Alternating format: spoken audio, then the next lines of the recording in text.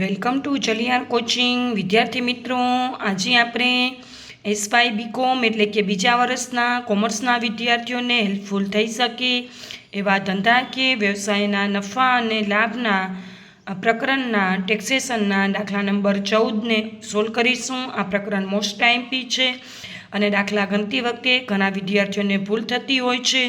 દાખલાની રકમ તમે જોઈ શકો છો. શ્રી કુંબલ ડૉક્ટર તરીકે સ્વતંત્ર પ્રેક્ટિસ કરે છે. તમને આવક જાવકનું પત્રક આપેલું છે. કલમ 80C હેઠળ કરપાત્ર રકમની ગણતરી કરો. બાકી આગળ લાવ્યા દેખાઈ શકે છે, તમે જોઈ શકો છો. બાકી આગળ લઈ ગયા જોઈ શકો છો. વિદ્યાર્થી મિત્રો, આ દાખલો વ્યવસાય વ્યક્તિનો છે. નીચે આપેલ છે મેડિકલ કોલેજમાંથી વેતન 56,000 મેળવેલ છે. સર્જિકલ સાધનોની શરૂઆતની ઘસારા બાદ કિંમત 75,000 હતી. ઘસારાનો દર 25%. દવાનો શરૂનો સ્ટોક અને આખરનો સ્ટોક આપેલો છે. આપણે દવાનો વપરાશ શોધી લેશું. દાખલાની રકમ તમે જોઈ શકો છો. ખાસ નોટ ડાઉન કરી નાખજો વિદ્યાર્થી મિત્રો. તો ગણવા માટે સૌથી પહેલાં આપણે વ્યવસાય વ્યક્તિને લગતો દાખલો હોય ત્યારે બે જ ટાઇટલ આપવાના. પહેલું ટાઇટલ મજરે મળે તેવી આવકો એટલે કે જે ધંધાની આવકો છે એ નોંધવાની, અને બીજું ટાઇટલ મજરે મળે તેવા ખર્ચા એટલે જે ધંધાના ખર્ચા છે એ નોંધવાના. તો હવે આપણે સૌથી પહેલું આવકો બાજુથી જોતા જશું. સૌથી પહેલું આપેલ છે બાકી આગળ લાવ્યા, એને ધ્યાનમાં નહીં લેવાનું. ઓપરેશન થિયેટરના ભાડાની આવક મજરે મળે તેવી આવક. કન્સલ્ટિંગ ફી મજરે મળે તેવી આવક. દર્દી પાસેથી મરેલ ભેટ મજરે મળે તેવી આવક. વર્ષગાંઠ નિમિત્તે સગા સંબંધી પાસેથી મરેલી ભેટ. તો જોઈ લો તમે, ઓપરેશન થિયેટરનું ભાડું લખ્યું છે, કન્સલ્ટિંગ ફી લખી છે, દર્દી પાસેથી મરેલ ફી લીધી છે. આ સગા સંબંધી પાસેથી મરેલ ફી એ આપણી ધંધાની આવક કહેવાય નહીં. દવાઓનું વેચાણ મજરે મળે તેવી આવક. સર્જિકલ સાધનોનું વેચાણ સ્ક્રેપ છે, એટલે સ્ક્રેપ એટલે ભંગારનું વેચાણ મજરે ન મળે તેવી આવક. બેંક વ્યાજ અન્ય સાધનની આવક. થાપણાનું વ્યાજ અન્ય સાધનની આવક. એટલે મજરે મળે તેવી આવકમાં ઓપરેશનનું ભાડું, કન્સલ્ટિંગ ફી, દર્દી પાસેથી મરેલ ભેટ અને દવાઓનું વેચાણ, એટલે બધાનો સરવાળો કરશો તો તમારી મજરે મળે તેવી આવકો 22,72,000 થઈ જશે. હવે ટાઇટલ આપશું મજરે મળે તેવા ખર્ચા. એવા ખર્ચા ધ્યાનમાં લેવાનું જે ખરેખર ધંધાના ખર્ચા છે. પેલું છે હોસ્પિટલનું ભાડું મજરે મળે તેવા ખર્ચા. હોસ્પિટલ ખર્ચ મજરે મળે તેવા ખર્ચા. જીવન વીમા પ્રીમિયમ અંગત ખર્ચ છે, ધ્યાનમાં ના લેવાનું હોય. પ્રોવિડન્ટ ફંડમાં રોકાણ ધ્યાનમાં ના લેવાનું હોય. આગના વીમાનું પ્રીમિયમ, એમાં હોસ્પિટલ અને રહેઠાણ હોસ્પિટલનું ધ્યાનમાં લેવાનું છે. મ્યુનિસિપલ વેરા હોસ્પિટલના ધ્યાનમાં લેવાના છે. તમે જોઈ શકો છો હોસ્પિટલનું ભાડું, હોસ્પિટલનું ખર્ચ, આગનું વીમાનું પ્રીમિયમ અને મ્યુનિસિપલ વેરા. પછી તમને આપેલ છે ઉપહાર, અન્ય ખર્ચે દવાની ખરીદી, દવાનું વેચાણ મજરે મળે તેવી આવકમાં આવે. દવાની ખરીદી આપેલ હોય ને દાખલામાં શરૂ સ્ટોક અને આખર સ્ટોક આપેલ હોય તો આપણે દવાનો વપરાશ શોધવાનો. આપણે શરૂઆતમાં દાખલામાં દવાનો શરૂ સ્ટોક અને આખર સ્ટોક જોયો હતો, એટલે આપણે હમણાં દવાનો વપરાશ શોધી લઈએ. દવાનો વપરાશ કઈ રીતે શોધવાનું? તો લખવાનું દવાનો વપરાશ બરાબર શરૂ સ્ટોક. હું તમને શરૂ સ્ટોક બતાવી દઉં છું.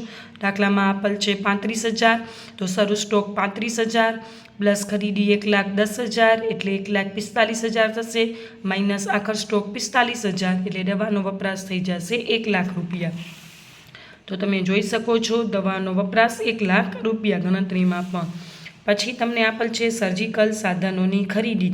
મિલકતની ખરીદી કહેવાય, પાકા સરવૈયામાં બતાવવાનું હોય. મૂડી ખર્ચ કહેવાય. વાહન ખર્ચ આપેલ છે પણ અંગત છે એટલે ધ્યાનમાં લેવાનો નહીં. હવે સાધનોની ખરીદી કરી છે 1/1/25ના, અને સાધનોની શરૂઆતની બાકી આપેલ હતી 75,000.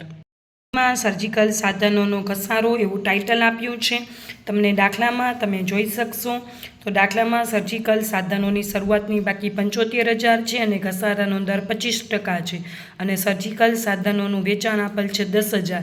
જ્યારે શરૂઆતની બાકી આપેલ હોય તેમાંથી સૌથી પહેલું વેચાણ માઇનસ કરી નાખવાનું. તો મેં ગણતરીમાં માઇનસ કર્યું છે. શરૂની બાકી 75,000 માઇનસ વેચાણ 10,000 એટલે 65,000. ઘસારાનો દર 25%, 65,000ના 25% એટલે 16,250. સાધનોની ખરીદી કરી છે 1/1/25ના. 1/1/25ના ખરીદ્યું છે એટલે ગણશો તો જાન્યુઆરી અને ફેબ્રુઆરી ને માર્ચ એટલે 3 મહિના થયા છે એટલે 180 દિવસ કે તેથી ઓછા દિવસ થાય તો ટેક્સેશનમાં નિયમ છે જેટલો ઘસારો હોય એના 50% કરવાના.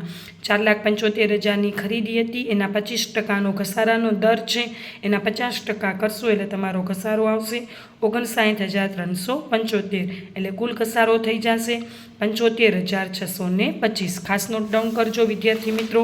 તો મજૂરી મળે તેવા ખર્ચામાં મેં લખી નાખ્યું છે સર્જિકલ સાધનોનો ઘસારો 75,625. એટલે તમે સરવાળો કરશો ને તો તમારા મજૂરી મળે તેવા ખર્ચા થઈ જશે 1,66,16 મજૂરી મળે તેવા ખર્ચા થઈ જશે 16,69,625. હવે તમારે મજૂરી મળે તેવી આવકો 22,72,000 હતી એમાંથી 16,69,625 જવા દેશું.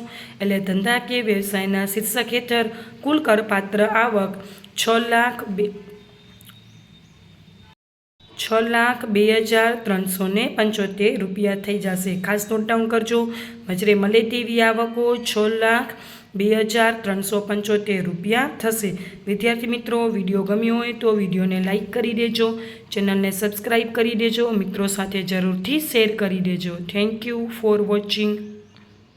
વિદ્યાર્થી મિત્રો આપણાને આ દાખલામાં કલમ 80C એટલે કલમ 80C હેઠળ કેટલી કપાત મળશે એની ગણતરી કરવાની હતી. તો વિદ્યાર્થી મિત્રો કલમ 80C જીવન વીમા પ્રીમિયમ અંગે અને પીએફમાં આપણે રોકાણ કરીએ એના અંગેનું છે. તો જીવન વીમા પ્રીમિયમ 3,000 રૂપિયા હતું અને પબ્લિક પ્રોવિડન્ટ ફંડમાં રોકાણ 30,000 હતું. તમે દાખલો ગણી લો ને પછી બતાવવાનું. કલમ 80C હેઠળ કપાતને પાત્ર રકમ બરાબર જીવન વીમા પ્રીમિયમના 3,000 અને પબ્લિક પ્રોવિડન્ટ ફંડના રોકાણના 30,000 એટલે કુલ 33,000ની રકમ માફ મળશે. વિદ્યાર્થી મિત્રો કલમ 80C હેઠળ મહત્તમ કપાત આપણાને 1,50,000ની મળે છે એ પણ ખાસ નોટ ડાઉન કરી લેજો.